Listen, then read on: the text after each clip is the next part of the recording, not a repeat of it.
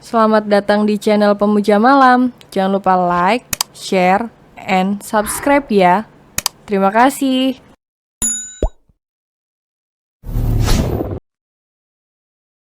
Episode 23. Aku hanya butuh kamu di sisiku.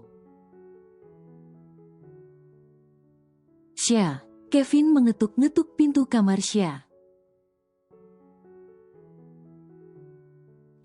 Sya berlari ke arah pintu dan membukanya. Kenapa belum ganti baju? Bajumu basah begini, cepat ganti bajumu. Iya.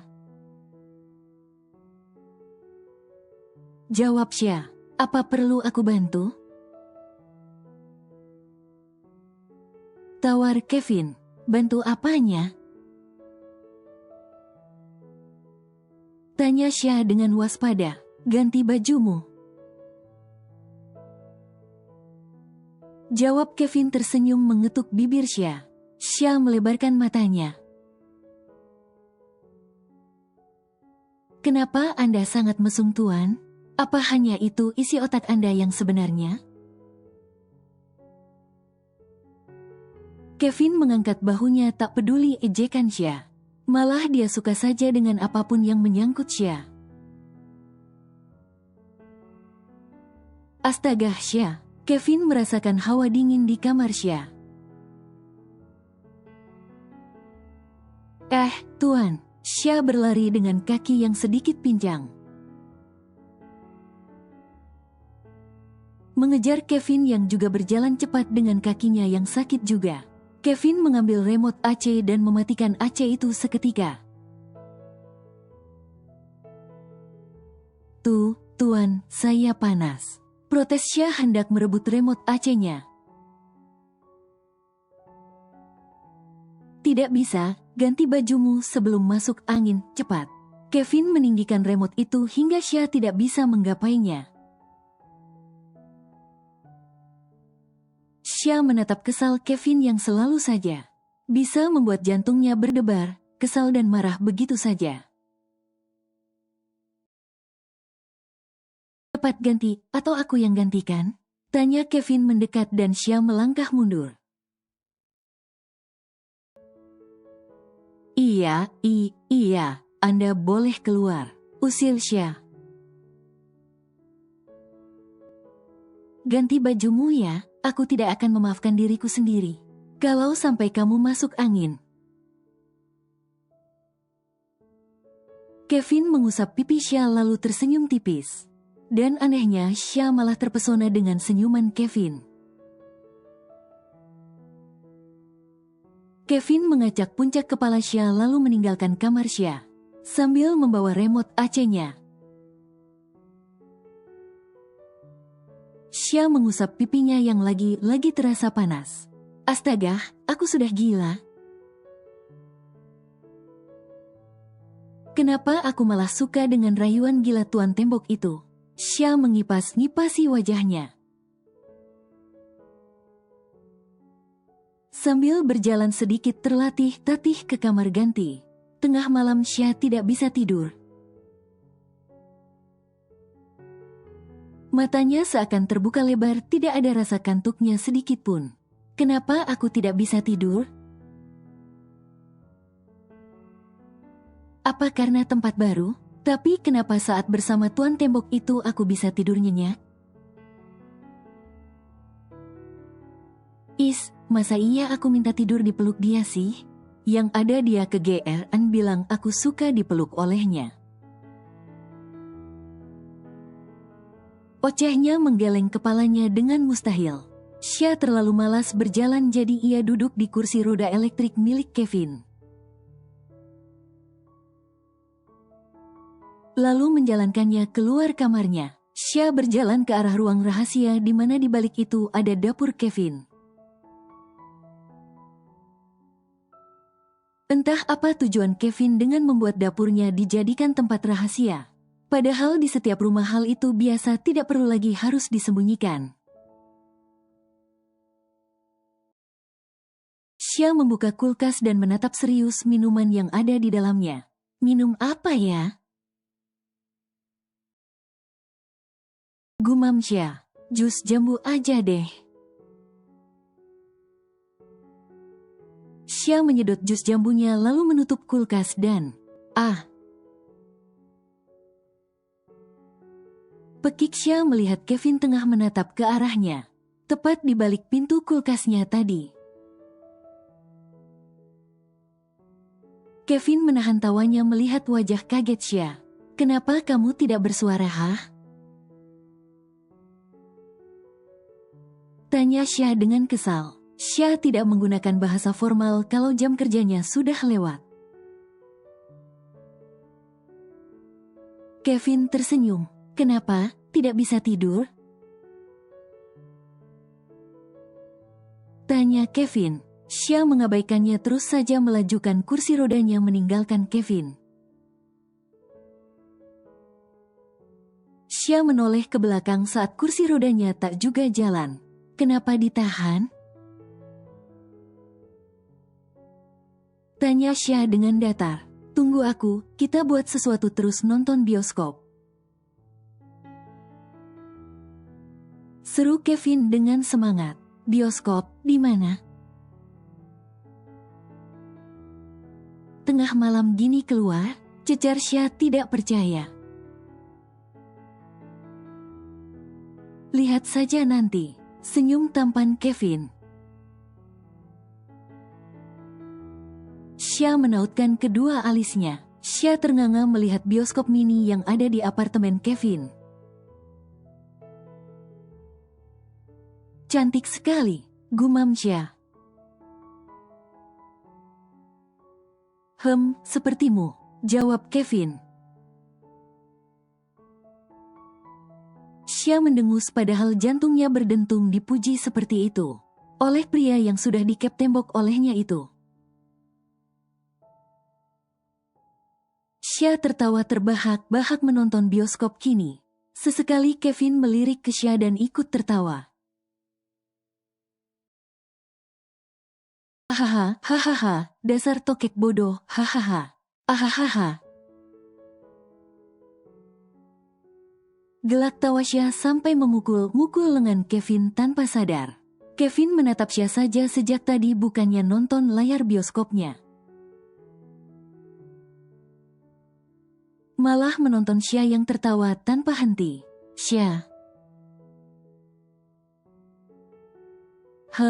Saud Xia masih menatap layar bioskop di depannya. Maukah kamu menikah denganku? Tanya Kevin. Xia yang sedang makan popcorn terbatuk-batuk seketika. Kevin mengusap-ngusap punggung Xia dan memberinya minum. Apa aku terlalu cepat? Tanya Kevin mengusap tengkuknya yang tidak gatal. Kenapa kamu suka to the point? Apa kamu yakin aku adalah perempuan yang pantas untukmu? Bagaimana jika orang-orang mengejekmu memiliki gadis culun sepertiku? Dan juga jika aku tidak seramping sekarang? Suatu saat aku akan gendut, sedangkan kamu masih kurus dan memiliki badan yang bagus. Aku yakin kamu punya 1000 perempuan yang bisa kamu selingkuhi. Kalau aku tidak lagi seramping sekarang. Kata siapa aku akan selingkuh? Tanya Kevin dengan serius memegang tangan Xia. Aku punya fobia dengan perempuan, dan hanya kamu yang bisa aku sentuh, Xia. Aku tidak butuh 1000 perempuan di luar sana. Aku hanya butuh kamu di sisiku. Kita menikah membina rumah tangga. Bagaimana jika aku gendut? Tanya Xia. Aku juga akan menambah berat badanku. Jawab Kevin serius. Xia menautkan kedua alisnya. Maksudnya, tanya Xia. Maksudnya aku juga akan ikut gendut. Jawab Kevin. Sya diam sejenak lalu membayangkan wajah tampan Kevin yang kini sangat bagus. Berubah jadi gendut hingga dirinya tertawa lepas membayangkan hal itu. Kevin tersenyum mencubit kedua pipi Sya. Aku tidak akan bisa selingkuh. Karena aku tidak bisa menyentuh sembarangan wanita selain kamu Sya. Tapi aku tidak percaya padamu. Buktikan saja jika kamu pantas aku terima. Aku tidak mau menikah denganmu jika aku belum tahu dirimu yang sebenarnya. Kevin menebarkan senyum tertampannya. Aku akan membuktikannya padamu. Sya tersenyum dan Kevin langsung memeluk Sya dengan erat. Sya terdiam di pelukan Kevin, perlahan tangan Sya bergetar. Hendak membalas pelukan Kevin. Tapi Kevin sudah melepaskan pelukannya. Sebelum tangan Sya membalas pelukan Kevin, ayo kita tidur. Kevin merebahkan tubuh Sya di sofa itu. Mana muat? Protes Sya. Kevin tersenyum mengangkat kepala Sya menjadikan lengannya sebagai bantal kepala Sya dan tangannya yang lain memeluk pinggang Sya. Tidurlah, besok kita harus bekerja. Bisik Kevin mengecup kening Sya dengan senangnya. Sya benar-benar belum pernah mengalami situasinya ini. Detak jantung mereka saling bersaut-sautan. Sya memejamkan matanya dan memberanikan diri mencari kenyamanan di pelukan Kevin. Kevin mengulum senyum manisnya. Hatinya bersorak gembira saat ini karena Sya mau membuka hati untuknya. Terima kasih Sya. Aku janji akan membuatmu bahagia. Aku akan buktikan kalau aku tidak sama dengan mantanmu itu. Batin Kevin memejamkan matanya juga memeluk Sya dengan posesifnya. Keesokan paginya Sya terbangun dengan selimut yang menutupi tubuhnya. Sya duduk dan mengucek-ngucek matanya, mengedarkan pandangannya ke segala arah. Kemana dia? Gumam Sya dengan suara khas bangun tidurnya. Sya berdiri dan tersenyum senang ketika merasakan kakinya tidak lagi sakit. Hingga Sya bisa meloncat-loncat gembira saat ini. Haha, kaki aku udah sembuh. Pekik Sya dengan senangnya. Sya. Panggil Kevin dari dapur. Iya tuan. Saut Sya melompat dan berlari kecil mendekati asal suara Kevin. Bagaimana kakimu? Tanya Kevin sambil tersenyum mendekati Sya. Sudah sembuh tuan. Jawab Sya meregangkan kakinya ke arah Kevin. Baguslah, berarti cara itu memang efektif. Gumam Kevin. Efektif apa tuan? Tanya Sya yang mendengar gumaman Kevin. Tadi pagi buta aku memijit kakimu. Karena kamu seperti meringis kesakitan. Jadi aku belajar di YouTube cara menyembuhkan kaki yang keseleo.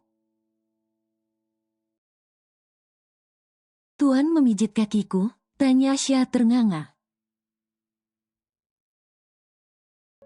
Kevin mendekat ke Sya. Kamu kekasihku mulai tadi malam. Tentu saja aku boleh menyentuh kakimu kan? Sya tersenyum kecil. Bukan itu maksud saya tuan. Kalau kita sedang berdua jangan panggil tuan. Pinta Kevin. Terus panggil apa? Tanya Sya. Panggil Mas. Tebak Kevin membuat mata Sya terbelalak saja. Mas, tidak mau. Tolak Sya. Kenapa? Tanya Kevin lemas. Aku akan memanggil suamiku seperti itu. Jawab Sya sambil melihat arah lain. Kevin mengulum senyumnya. Kalau begitu panggil aku Mas. Bahkan sekarang juga aku bisa menjadi suamimu. Tidak mau, tolak Sya. Kevin tidak lagi memaksa dan membuka kursi meja makannya untuk Sya duduk. Kaki Tuan sudah sembuh?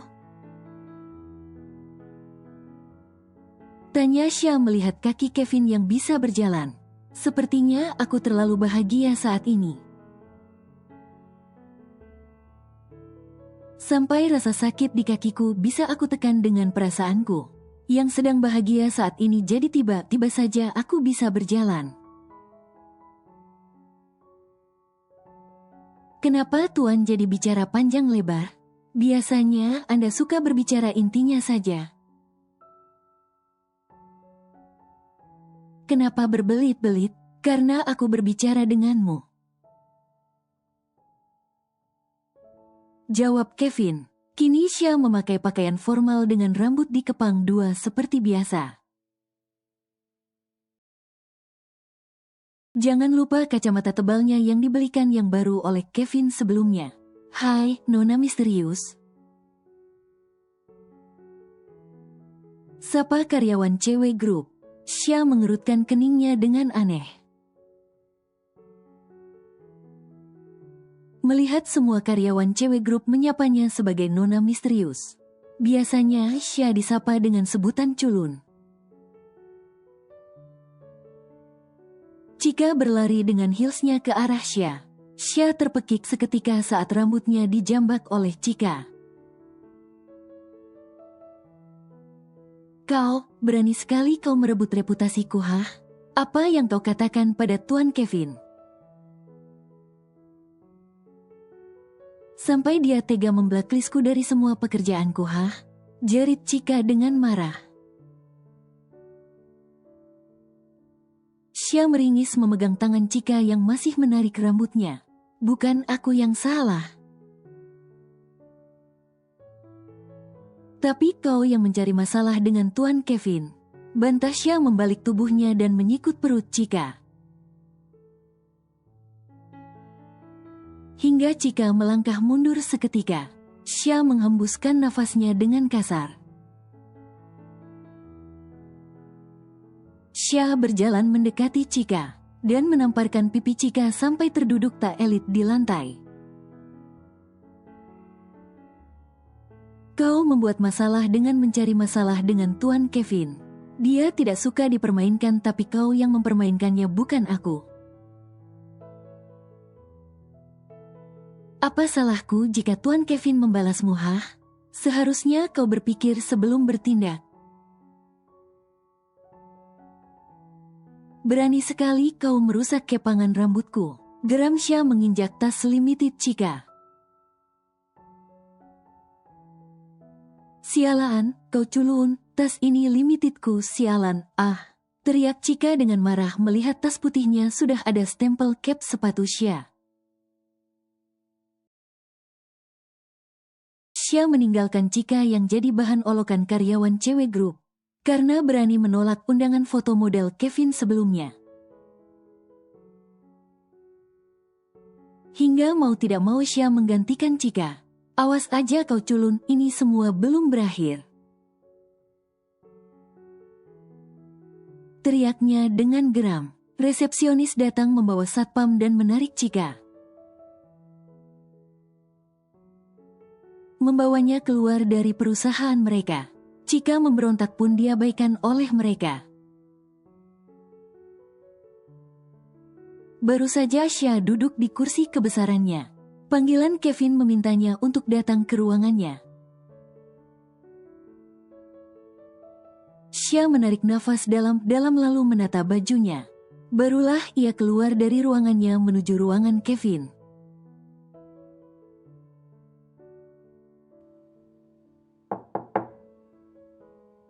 Tuan. Xia menongolkan kepalanya dan masuk ke ruangan Kevin. Pekik kaget Xia, tiba-tiba ada yang memeluknya dari belakang. Xia tentu tahu itu Kevin dari wangi parfum Kevin yang sangat ia ketahui. Anda mengagetkan saya, Tuan, ujar Xia sambil mengelus dadanya sendiri. Apa kepalamu sakit? Tanya Kevin. Aku dengar ular bulu itu datang tadi di lobi dan menarik rambutmu, kan? Tanya Kevin. Ular bulu? Xia. Iya, siapalah namanya itu, ciki-ciki makanan. Jelas Kevin. Xia akhirnya mengerti. Ia tertawa lepas saat bibir tuan tembok itu menyebut Cika ular bulu. Sungguh Xia baru tahu hewan seperti itu. Kenapa Anda menyebutnya ular bulu, Tuan? Tanya Xia membalik tubuhnya menghadap Kevin. Rasa marah dan kesalnya Xia hilang entah kemana karena kata-kata Kevin. Bukankah memang ular bulu, sayang? Terus aku sebut apa dia? Namanya, ogah, aku tidak mau. Xia tertawa terbahak-bahak memukul-mukul dada bidang Kevin. Kevin juga ikut tersenyum melihat Xia. Yang sedikit terhibur dengan perkataannya. Ayo duduk, aku akan mengepang rambutmu lagi. Kevin menarik tangan Xia ke arah sofa. Emang Tuan bisa? Tanya Xia. Tentu saja, sayang. Aku sangat pintar, melihat sekali saja langsung mengerti. Karena daya ingatku yang tajam. Xia hanya tertawa kecil dengan sikap narsis Kevin. Kevin membuka kepangan rambut Xia dan menyisirnya dengan hati-hati, seolah tidak mau sehelai rambut Xia jatuh di tangannya. Sampai kapan, Tuan? Saya juga harus bekerja, protes Xia. Iya, sayang, aku akan ikat. Kevin mulai membelah tengah rambut Xia dan menjepitnya sebelah. Xia senyum dengan perlakuan Kevin yang sedang mengikat rambutnya. Jujur Xia, sejak bersamamu aku suka melakukan hal-hal yang tidak pernah aku lakukan sebelumnya. Siapa juga yang meminta Tuan untuk melakukan hal di luar nalar? Ledek Xia.